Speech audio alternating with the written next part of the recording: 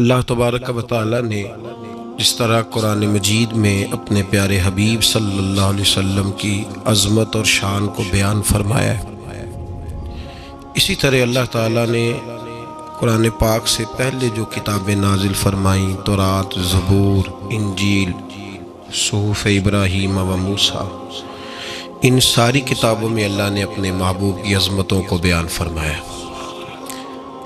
اور بڑی تفصیل کے ساتھ حضور سید عالم صلی اللہ علیہ وسلم کی شان، عظمت، حضور کی علامتوں کو بیان کیا۔ قرآن مجید کہتا ہے کہ جب تک نبی پاک صلی اللہ علیہ وسلم تشریف نہیں لائے تھے، جو یہودی تھے انہوں نے حضور کی چونکہ نشانیاں تورات میں پڑھی ہوئی تھیں، وہ اس طرح کرتے تھے کہ جب کسی جگہ کسی قوم سے ان کا جھگڑا ہوتا تو وہ اللہ کی بارگاہ میں عرض کرتے کہ اے اللہ، وہ تیرے پیارے حبیب جو آنے والے ہیں، جن کی صفتیں تو نے تورات میں بیان کی ہیں، ہمیں ان کے صدقے فتح عطا فرما۔ وَكَانُوا مِن قَبْلُ يَسْتَفْتِحُونَ عَلَى الَّذِينَ كَفَرُوا، پہلے سپارے میں موجود ہے کہ وہ حضور کے وسیلے سے کافروں پہ فتح مانگتے تھے اور اللہ انہیں فتح عطا کر دیتا تھا۔ جب حضور تشریف لے آئے، اب انہوں نے کفر کرنا شروع کر دیا، نبی پاک کا انکار کرنا شروع کر دیا، معاذ اللہ۔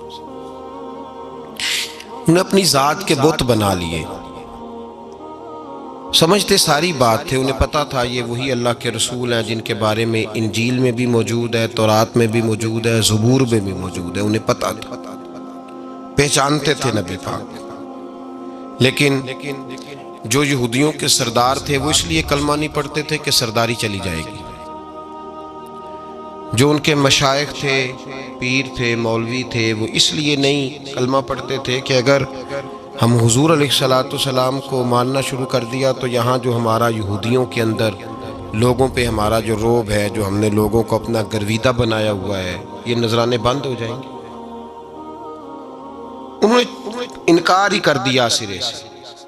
قرآن مجید فرقان حمید کہتا ہے کہ حبیب، مسئلہ یہ نہیں کہ یہ آپ کو جانتے نہیں، مسئلہ یہ ہے کہ ان کے دلوں میں بیماری ہے، فی قلوبہم مرض فزادہم اللہ مرضا، ان کے اندر نفاق کی بیماری ہے، ان کے اندر جو ذات کے بت ہے نا، پتہ انہیں سارا ہے، بت نہیں یہ توڑنا چاہتے، خبر ساری ہے۔ کتنی خبر ہے؟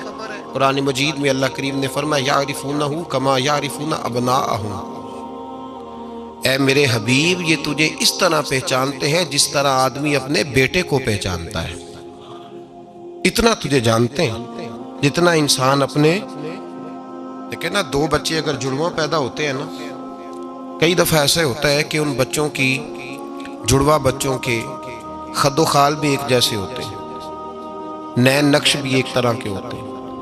نیا آدمی جو باہر سے ان کو دیکھتا ہے، جو ان کا اپنا نہیں ہوتا، وہ دھوکہ کھا جاتا ہے۔ اگر دو بچے ہیں، بابر اور شاکر ان کے نام ہیں، تو عام آدمی کو نہیں پتا چلے گا کہ بابر کون سا ہے، شاکر کون سا ہے، لیکن جو ان کے ماں باپ ہوتے ہیں انہیں فوراً پتا چل جاتا ہے، چاہے ان کی شکل جتنی مرضی بھی ملتی ہو۔ تو اللہ نے فرمایا حبیب، یہ تو تجھے اس طرح جانتے ہیں جس طرح آدمی اپنے بیٹے کو جانتا ہے، جتنا مرضی بیٹا چھپ کے آئے، چھپ کے آئے۔ حضرت باجدید بستامی رحمت اللہ علیہ فرماتے ہیں میں 12 سال بعد گھر آیا تو دروازے پہ دستک دی۔ اصول یہ ہوتا ہے جب دروازے پہ دستک ہوتی ہے تو جو گھر کے اندر ہوتا ہے وہ پوچھتا ہے کون ہے۔ فرماتے میں نے دستک دی تو میری اماں اندر سے بولی، کہنے لگی میرا باجدید آیا ہے۔ آئی، میں کھولتی ہوں دروازہ، 12 سال بعد میں آیا۔ کہتے میں نے اپنی اماں سے پوچھا کہ اماں تجھے کیسے پتا چلا کہ میں ہوں دروازے پہ؟ تو اماں کہنے لگی بیٹے تو میری اولاد ہے، مجھے پتا ہے بیٹے کا دستک دینے کا طریقہ کس طرح کا ہے، میں جانتی ہوں کہ میرا بیٹا جب کھٹکھٹاتا ہے تو اس کا انداز اور ہے، ماں باپ کو پتا ہوتا ہے۔ اللہ کریم نے فرمایا ہے محبوب صلی اللہ علیہ وسلم، یہ یہودی آپ کو اس طرح جانتے ہیں جس طرح آدمی اپنے بیٹے کو جانتے۔ مانتے کیوں نہیں؟ بت بنائے ہوئے، بت ہیں، وہی بت مسلمان نے پال لیا، اسے پتا ہے کہ میں غلطی پہ ہوں، مجھے صحیح ہونا چاہیے۔ جو رزق حرام کھانے والا ہے پتہ اسے بھی ہے کہ یہ جو آج سالن پکا ہے یہ حلال پیسوں کا نہیں. جو اپنی زندگی گناہ میں گزار رہا ہے، فحاشی اور یانی میں گزار رہا ہے، پتہ اسے بھی ہے کہ جو میں کر رہا ہوں یہ درست، اسے پتہ ہے، خبر ہے، جانتا ہے. بت بنایا ہوا ہے دنیا داری کا، ذات پات کا.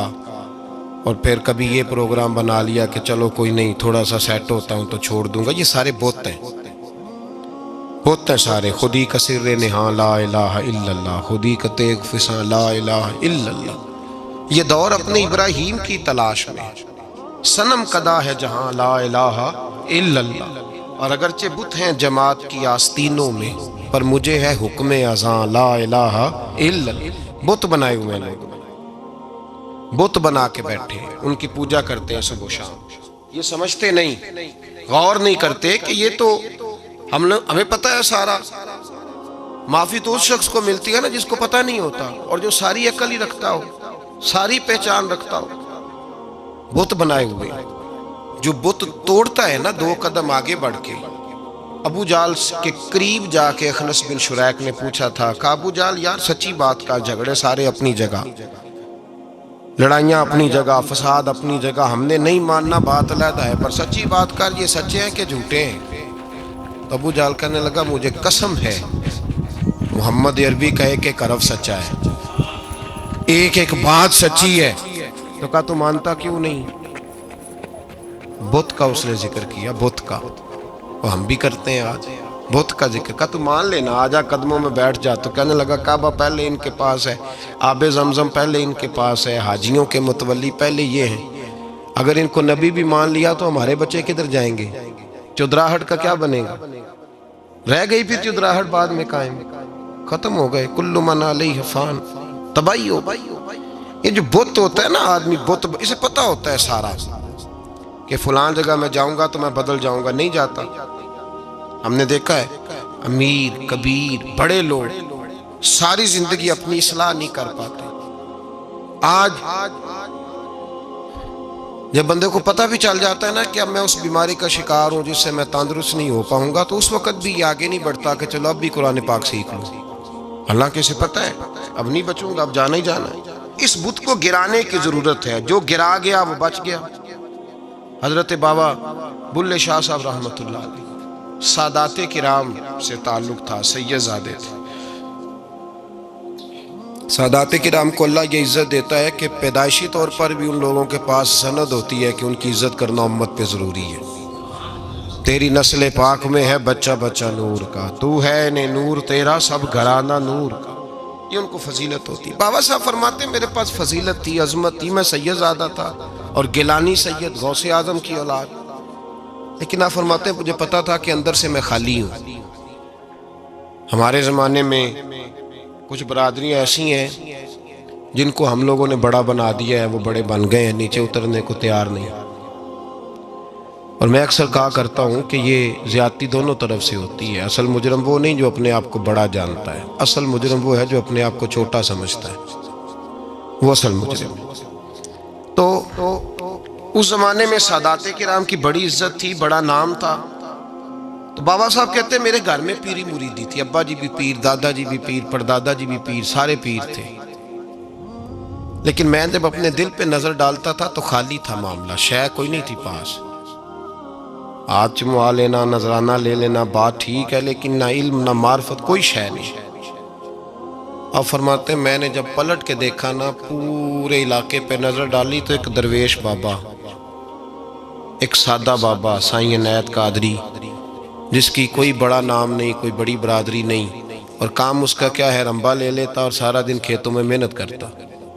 لیکن جب مغرب ہوتی تو اس بابے کی مجلس سجتی.